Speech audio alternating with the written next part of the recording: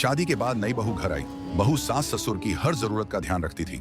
एक दिन बहू ने सुना कि सासू माँ ससुर जी से कह रही थी, बहू हमें दूध में पानी मिलाकर देती है।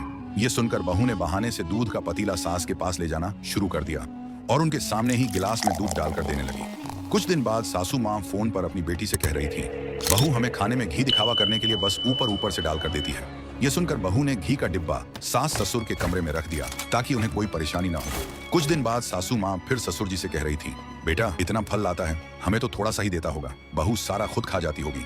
जब बहू ने यह सुना तो अगले दिन उसने फ्रिज सास ससुर के कमरे में ही रखवा दिया और बोली, इस उम्र में आपको पानी और फल लेने के लिए किचन तक जाने में दिक्कत होती है, इसीलिए यह यहीं रहेगा। बहू के जाने के बाद ससुर जी बोले, अब तो ठीक है, सब कुछ तेरे कमरे में रख दिया।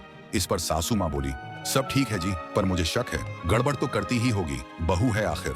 तब ससुर जी मुस्कुराते हुए बोले, गड़बड़ वो नहीं करती, गड़बड़ तेरे दिमाग में है। तू खुद जैसी बहू रही वैसा ही अपनी बहू के बारे में सोच रही है। शक की कोई दवा नहीं, लेकिन लाइक और सब्सक्राइब जरूर कर सकते हैं।